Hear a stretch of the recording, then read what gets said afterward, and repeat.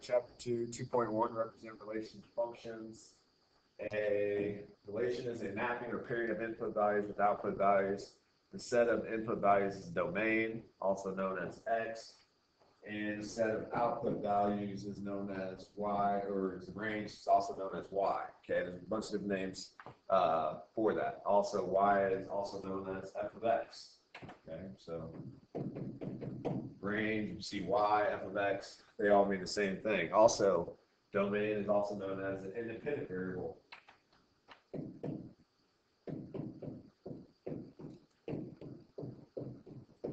And range is known as a dependent variable. Okay, so independent, dependent variable. So the Y, the f of X, the range is dependent upon the X, the domain, the independent variable. Okay, ways you can represent this: represent it as ordered pair, table, graph, mapping diagram, and yeah, that's how you can represent a function. So the first one, it says, consider the relation given by the ordered pairs, identify the domain and range. So what I like to do is just write, you can write domain out, you can just write D with colon, and then list out all your X values. So -2, -1, 1, 2, and 3. Okay. And then the range is list all your Y values, which would be -3, 1, 3, -2, and 1. So -3, 1, 3, -2. And we already have 1. So if they have a repeater, you don't have to list that repeater. Okay. You can just write it once. Okay, but if you write it twice, it's fine. I'm still going to kind of write, just know that if it's like a multiple choice question, that they're only going to write it once. They're usually going to write it in numerical order. I don't have mine in numerical order, but it's fine. Then it says represent the relations using a graph and a mapping diagram. Okay, so a graph, let's just plot the points. Okay, so I'm just going to make the graph right here, and so we got. And it's not going to be very nice, but you know, we'll get the job done. We got -2, -3. We have -1, 1. We have 1, 3. We have 2, -2. And what else do we have? 3, 1. Okay, and that would be a graph of the function, how it represents function. So you just need to be able to plot your X and Y values. Hopefully you guys remember how to do that. It's pretty easy for you. Then as a mapping diagram, what we do is we list all the domain. So we kind of make a little rectangle or oval. We list all the domain, -2, -1, 1, 2, and 3. And then we list all our range, which is -3, 1, 3, -2. And then we just draw arrows to the ones that match. So like -2 goes to -3. 1 goes to, or -1 goes to 1. 1 goes to 3. 2 goes to -2. And then what does 3 go to? 3 goes to 1. So you have 2 inputs going to 1, which when we start talking about is it a function or not, that's okay. It's okay for 2 inputs to share the same output, but an input can only have one output to be a function. Okay, and that's exactly what we just talked about. A function is a relation in which each input has exactly one output. I'll do an example in class I like to do to demonstrate that function, but the main thing is each X can only have one Y. So you can usually tell, there's different ways to tell depending on what kind of way you represent the function. If you represent it as a mapping diagram and you have 2 arrows going for one input, that's a dead giveaway, it's not a function. So B would not be a function.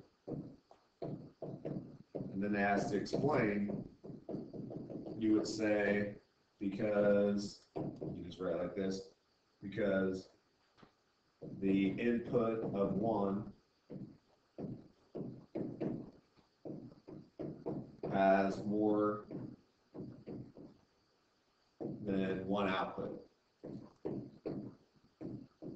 or something like that. Okay. So B is not a function because one has more than one output. Now A is okay. A is a function.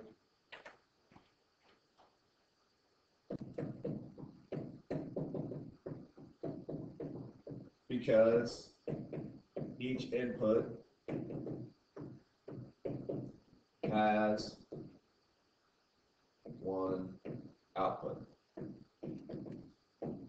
Okay? And you do that. -3 only goes to 2. -1 only goes to 3. 2 only goes to -4. 4 only goes to -4. It's okay that 2 and 4 share the same output as long as they don't each input doesn't have more than one output. Okay? Like I said, the avoid errors relation can map more than one input onto the same output and still be a function. So it's okay that 2 and 4 both go to an output of -4. That's okay. All right. Vertical line test is a way to tell by graphing if it's a function. Okay. Vertical line test. You can graph a relation, determine whether it's a function by applying the vertical line test. A relation is a function if and only if no vertical line intersects the graph of the relation at more than one point. So they show you an example of a function and not a function. The one that is a function only crosses once. The one that's not a function crosses twice. If you wrote those in ordered pairs of what this would be, this ordered pair would be 2, -2. Okay. This ordered pair would be 2, or sorry, that would be 2, 2. 2, and this would be 2, -2. Well, if you drew that as a mapping diagram, that would be you'd have 2, you'd have 2 and -2, and then you'd have it going 2 arrows going from each one. Now you can't do that, okay? Because that input has more than one output. Also, if you have a list of order, you see that your x's repeat like these do. Your x's, you see 2 of the same x's. That's a dead giveaway. It's not a function, okay? So you have the vertical line test. You have 2 arrows going from the input. If you have a list of ordered pairs, if you see the x that repeats, those are all dead giveaways that it's not a function.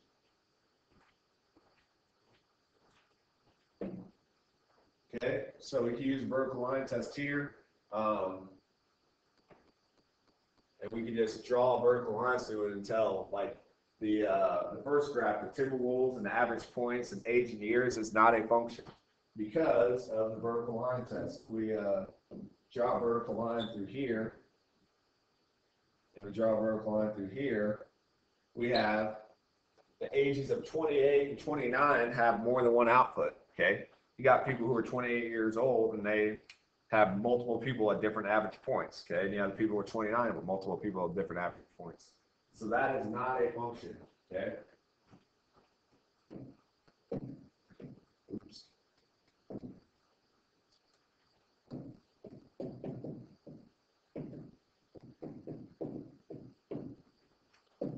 Because 28 and 29 have more than one output.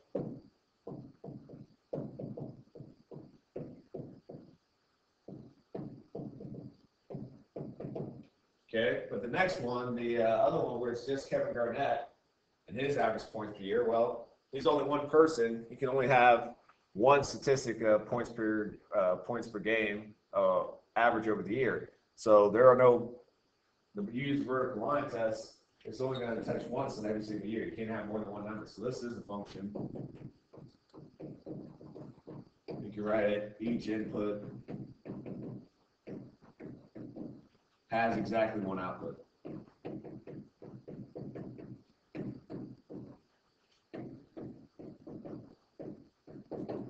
Okay. So yeah, whenever you have a graph, use a vertical line test, see if it crosses more than once. If it does, it's not a function. If it crosses only once, it is a function.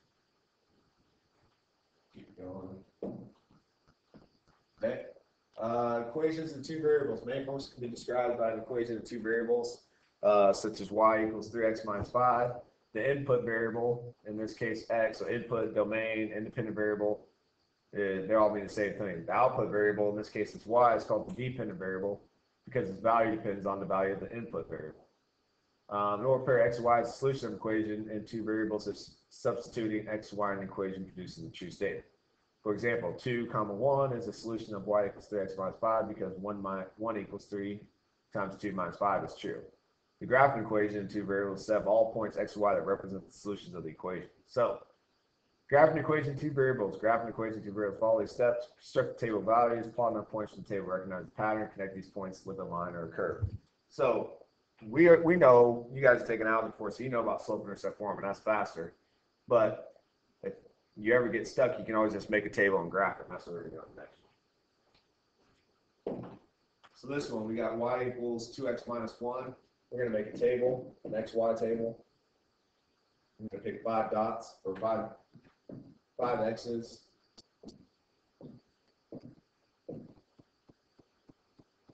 Okay, we're going to put 0 in the middle and just go 0, 1, 2, -1, -2. Okay, so we're going to get our y values based on those for a linear graph. Most times those x's will work, so you can always pick those. So pick 0. -2 times 0 is 0. 0 minus 1 is -1. Pick 1. -2 times 1 is -2. -2 minus 1 is -3. Pick 2. -2 times 2 is -4. -4 minus 1 is -5. Okay. Pick -1. -2 times -1 is +2. 2 minus 1 is 1. And pick -2. -2 times -2 is 4. 4 minus 1 is 3. Okay. So then we can make a graph and plot those dots. Yeah, it's better if you have graph paper. So we got -2, 3. We have -1, 1. We have 0, -1. We have 1, 3. 1, -3. And we have 2, -5. Okay, and then just draw a straight line connecting them.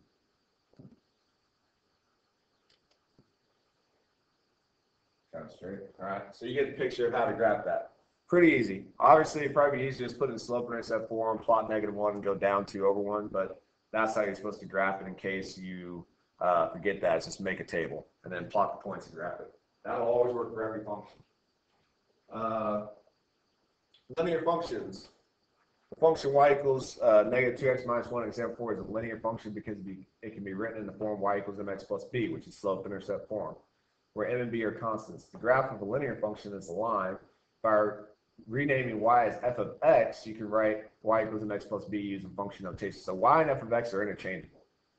If you use y, linear function is an xy notation. If you use f of x, linear function is a function notation. A lot of times, algebra 2 is just a study of functions, so you use f of x just as much or more as y, so you just need to understand that they're interchangeable. The parentheses in f of x do not indicate multiplication. I know this messes people up, so make sure you don't multiply just because you see parentheses. The symbol f of x does not mean f times x, it means f of x. Okay, so f of x gives you, so it says what's the function at this particular x is what that means. Okay.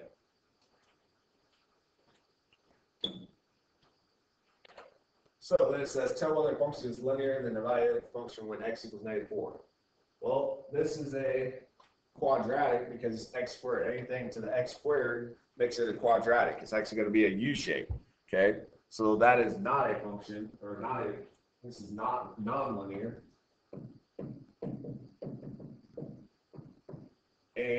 But we still got to evaluate at -4. So we have negative parentheses -4 squared minus 2 times -4 plus 7. So we got -4 squared is 16, but that negative on the outside makes that -16 plus 8 plus 7, which equals -1. So you just write non-linear -1. Now g of x equals 5x plus 8 is a linear function. That's y equals mx plus b. So we would write linear. What are we supposed to plug in? -4. So we got, how you write this is g at -4. So they want to know the function. They want to know the function of g when x is -4. So that's why the x -4 takes the place of x. So it also takes the place of x here.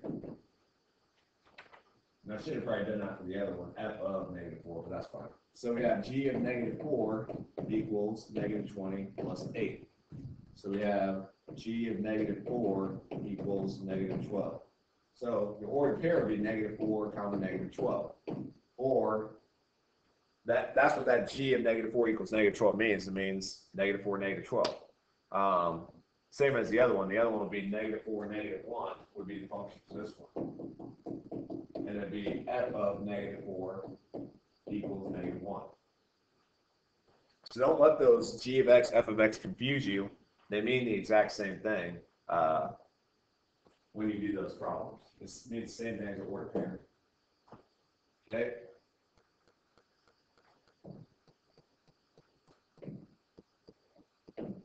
All right.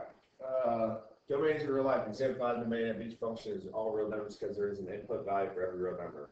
In real life, you may need to restrict the domain so it's reasonable given the situation. So they give us a situation on a diver using a DPV descends to a depth of 130 feet. So, and the pressure in atmospheres on the diver is given by the pressure at a given depth, which that means P of D equals 1 plus 0.03 D, where D is the depth of B. So it says graph the function to determine a reasonable domain range of this. So how we do that? First of all, we start with this is depth. Okay, so the most it can dive to is 130 feet. But the least it can dive to is 0 because you can't dive any lower than that. So you have 0 is less than or equal to x is less than or equal to 130. Because you can't dive negative feet. Okay, it could not dive at all at 0, or it could dive to 130. Then we have to plug those into the formula to get a range. So if we plug in 0 for a range, so we put P of D, or actually I guess I should make that D. We put P of D right here. Okay, and we just plug in those numbers into that equation. So if I plug in P of 0 equals 1 plus 0.03 times 0, I get 1. So the smallest the pressure can be is 1 if you plug in 0 for it. Okay, and then you plug in 130 to find out what the most pressure can be. So P of, let's slow this down. P of 130 equals 1 plus 0.03 times 130.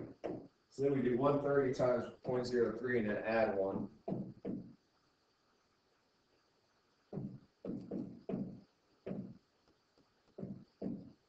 So the greatest atmosphere can be is 4.9. So this would be between 1 and 4.9 would be the greatest pressure can be for this. Because when you dive 130 feet, that's the pressure in atmospheres, 4.9. So now we can make a graph based on that.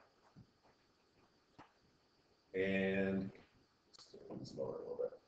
Using those. So D is our X. Our smallest one is 0. Our biggest one is 130. So let's go by 20s. 20, 40, 60, 80, 100, 120, 140. Okay. So that includes all our X's. And then since our range is from 1 to 4.9, you can do that just going by 1, 2, 3, 4, and 5. Okay, so from there we can plot any dot. We can plot our 2 points, which the 2 points they gave us was what, 0, 1, where you're going to start, and then you're going to end at 130 and 4.9. So 130 to 4.9 would be right here. And that would be approximately the graph. It doesn't have to be perfect this close. I'll just draw like this. That should be the graph bit. So the last thing it asks us to do is find where the depth at 33 feet. So you can either look at the graph and kind of guesstimate from there, or you can plug in 33 and solve it. So let's just plug in 33 and solve it. Do P at 33 equals 1 plus 0.03 times 33. So 0.03 times 33 equals 0.99 plus 1. So the pressure at 33 feet would be about 1.9 atmospheres. I don't know. We're just going to say that's how it's spelled. 1.9 atmospheres. Okay. So that's how you would graph it, give a reasonable domain range, and then label atmospheres. That's your homework. If you have any questions, ask in class. That is it.